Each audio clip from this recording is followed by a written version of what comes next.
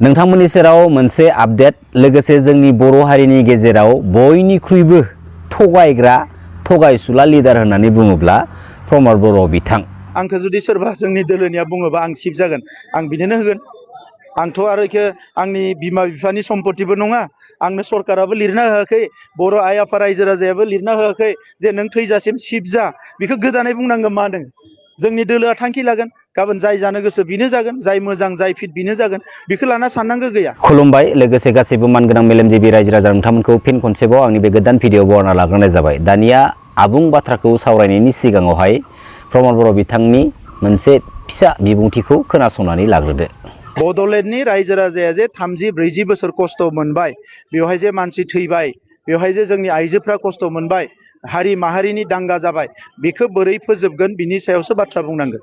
बेखौ बोरैहाय फोजोबगोन? दिनै प्रमद बर' बिथाङा मा बाथ्रा बुङो आरो मा बाथ्रा बुङा, नाथाय थाङै थुङै दिनै बिथांनावनो जमा जाहैनानै थाहैफिननाय बायदिखौ जोङो नुनो मोनो। दिनै बेराफारसेथिं प्रमद बर'आ बुङो जे माबोरैहाय जोंनि बर' हारिनि 35 बोसोर सोमावसारनायनि दुखु सात जालाखौ जोङो गोजोनाव लानानै फैनो हागोन। आरो बेराफारसेथिं दिनै प्रमद बर' बिथाङा गावनि पलिटिकेल केरियारखौ गोख्रों खालामनो थाखाय जोंनि बर' हारिनि बिखायाव जालांनाय दुखुनि जारिमिन बाथ्राफोरखौ रायखां रायखां दिनै पलिटिकेलि डायलग मारिबाय थानायखौ जों दिनै नुगासिनो दङ। आरो अर्थात दिनै प्रमद बर' बिथांजों दैदेनजानाय इउपिपिएल पलिटिकेल पार्टिनि माखासे सानैसो गोख्रों दैदेनगिरिफ्रा दिनै जोंनि बर' हारिनि बिखायाव जालांनाय सोमजिलांनाय माखासे दुखुनि जारिमिननि गोथां बाथ्राफोरखौ दिनै रायखां रायखां पलिटिकेलि इस्यु खालामनानै पलिटिकेलि क्रेडिट लानो नाजानायखौ जों नुनो मोनगासिनो दङ।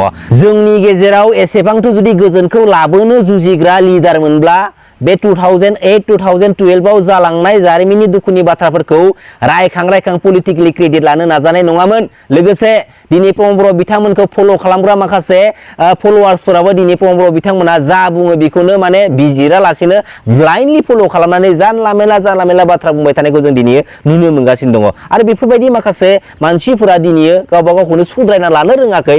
आरो बेफोरबायदि मानसिया आरो माबोरैहाय जों बर' फिसाफोरनि गेजेराव सुद्रायनाय लामाखौ लाबोनानै होनो हागोन बिसोरलाय?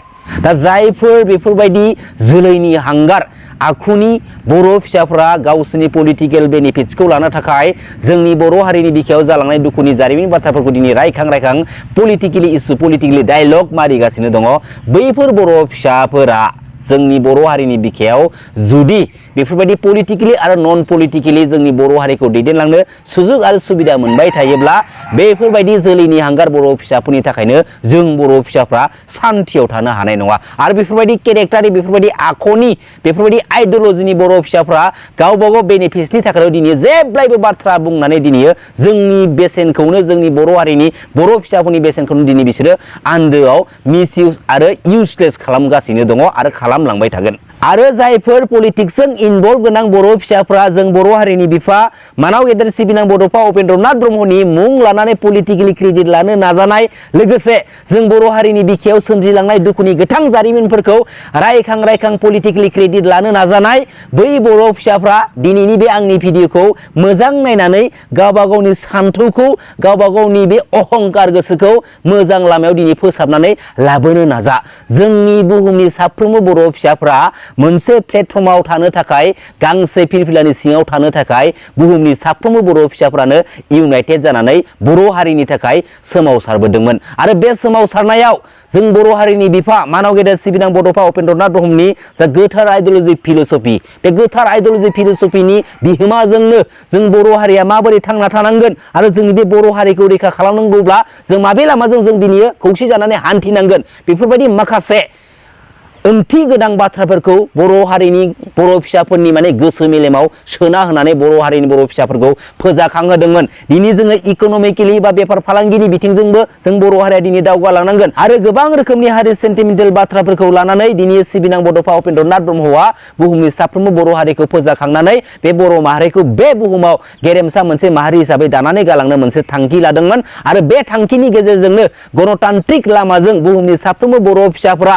दिनै मोनसे लामायाव मोनसे प्लेटफर्माव थानानै बर' हारिनि थाखाय सेपारेट स्टेट बड'लेण्डखौ 1987 मायथाइयाव जागायजेनो बे गणतान्त्रिक लामानि सेपारेट स्टेट बड'लेण्ड मुभमेन्टखौ। जोंनि बर' हारिनि हिंसा गैयै गणतान्त्रिक लामाजों सेपारेट स्टेट बड'लेण्ड मुभमेन्ट खालामनायखौ एन्टि बड' एन्टि ट्राइबेल हारिनि सुबुंफोरा जेब्लायबो डिस्टार्ब खालामबोबाय थादोंमोन आरो बै समाव आसाम स्टेटनिनो आसाम पुलिसफोरा जोंनि बे गणतान्त्रिक लामानि सेपारेट स्टेट बड'लेण्ड डिमान्ड खालामनायखौ बायदिसिना रोखोमै माने टर्चार खालामबोदोंमोन, माने डिस्टार्ब खालामबोदोंमोन, जायनि थाखाय गोबां रोखोमनि हेरेसमेन्ट मोननायनि गेजेरजों दिनै बे बड'लेण्ड मुभमेन्टनि थाखायनो जोंनि बर' बिमा माहारिया दिनै जिनाहारि खालामजायो, बहाबा लामा दथायाव दिनै बोस्लिं बोस्ला खालामजानानै दिनै बायदिसिना रोखोमनि इनसाल्ट खालामहरजायो आरो बहाबा जोंनि बर' फिसाफ्रा दिनै फेक इनकाउन्टाराव दिनै बुथार जायो आरो बायदिसिना रोखोमनि माने टर्चारखौ जोंनि बे बर' हारिनि बर' फिसाफोरखौ बे एन्टि बड' एन्टि ट्राइबेल हारिनि सुबुंफोरा दिनै खालामलांदोंमोन आरो बेनि एगेन्स्टआव बेफोरबायदि अयथासार सातजालाखौ नुनानै जोंनि बर' हारिनि माखासे बर' फिसाफोरा दिनै सानदोंमोन, सावरायदोंमोन, जों बेफोरबायदि मोनसे स्टेजाव थाबाय थाबा जानाय नङा, दिनै जों बिसोरनि अयथासाराव दिनै एसे गाबोन एसे जोंनि बर' हारिया सिलिंखार जालांगोन बायदिनि माखासे गोबां रोखोमनि बाथ्राफोरखौ दिनै साननानै मोनसे समाव एनडिबि बायदि आफादा दिनै जोनोम जाबाय। बेनि उनाव फैयै फैयै बिएलटि बायदि मोनसे आफादा जोनोम जाबाय। दा मोनफ्रोमबोनि थांखिया मोनसेल' जे जोंनि बर' हारिनि थाखाय सेपारेट स्टेट बड'लेण्डखौ जेरैखि जायाबाबो थारमाने बे लामाजों नङा, बे लामाजों नङा, बे लामाजों थारमाने जों जेरैखि जाया माने सोरजिनानै जों लाबोनोल' हानांगौ। नाथाय बे जोंनि बर' माहारिखौ रैखाथि होनायनि मोनसे थांखिनि लामाजों थांबाय थानाय समावनो गावजों गावनि गेजेराव दिनै बुजिस्लाबनो हायैयाव दिनै हारि रैखाथिनि माखासे इसुफोरखौ लानानै दिनै गावजों गावनि गेजेराव दिनै जाथावथारि माखासे दुखुनि जारिमिननि बाथ्राफोरा दिनै जालांदोंमोन। जों बर' फिसाफ्रा, बर' बिदा फंबायफोरा गावजों गावनि गेजेरावनो एना एनि दिनै फोथैलायनाय, दिनै होसो गुलुंलायनाय, दावहा बायदिसिना सहायथावनो हायै गोथां दुखुनि जारिमिनफोरा बै थांनाय मोनसे समाव दिनै जालांदोंमोन। दा जालांनायनि आन्दोआव दिनै बेफोर जालांखांनाय बाथ्राफोरखौ रायखां दिनै गावबा गाव बेनिफिटनि थाखाय जायफोर बर' फिसाफ्रा दिनै पलिटिकेलि नन पलिटिकेलि क्रेडिट लानो नाजागासिनो दङ। दा जायफोर बर' फिसाफ्रा बेफोरबायदि जालांनाय थांखानाय बाथ्राफोरखौ रायखां दिनै जोंनि गेजेराव फोस्रावगासिनो दङ, बेथ' मोजां मेसेज जायाखै। दिनै जाय जालांनाय बाथ्राखौ दिनै रायखांदों बे रायखांनाय बाथ्राफोरा बर' हारिनि साफ्रोमबो बर' फिसाफोरनि बिखुङाव दिनै गोग्लैजोबो। थारैनो बे दाया गावबा गावनि बिखुङावनो गोग्लैयो आरो बे बाथ्राया सैथो बाथ्रा। दिनै बे दाया सोरबा बिएलटिनि नङा, बे दाया सोरबा एबसुनि नङा, बे दाया सोरबा बर' थुनलाइ आफादनि नङा, बे दाया सोरबा एनडिएफबिनि थाखाय नङा, बे दाया जाबाय साफ्रोमबो बर' फिसाफोरनिनो दाय। जेराव दिनै साफ्रोमबो बर' फिसाफ्रा बुजिस्लाबनो हायैयाव दिनैयो गावजों गावनि गेजेराव माखासे जाथावथारै जाथायफोराबो सोमजिलांदोंमोन। दिनै बे गावजों गावनि गेजेराव जालांनाय दुखुनि जारिमिन बाथ्राफोरखौ दिनैनि बे समावबो जोङो आरोबाव गोथौ गोसोजों जुदि जों साननानै हमदांनो नाजायोब्ला जों दिनै फोरमान मोनो जोंनि बर' फिसाफोरनि गेजेराव गावजों गावनि गेजेराव जेसेबांखिनि दुखुनि जारिमिननि बाथ्राफोरा दिनै जानानै थांदोंमोन, दिनै जेसेबांखिनि दानलाय सुलाय दिनै बुलाय सुलाय जानानै थांदोंमोन, बेनि गोथौ गुदियाव एन्टि बड' एन्टि ट्राइबेल हारिनि पलिटिकेल मोनसे मेजिक दङ। जाय मेजिकआ जोंनि बर' फिसाफोरखौनो बुथारनानै जोंनि बर' फिसाफोरखौनो बिसोरो दायनिगिरि खालामनानै दोनदों। है आमखेया बुथारदों, है आमखेया बुथारदों। बेवहाय जों बुजिस्लाबनो हायैयाव दिनैयो गावजों गावनि गेजेराव हेड साला होनांगौ जोंथ' साननोनो रोंदिया।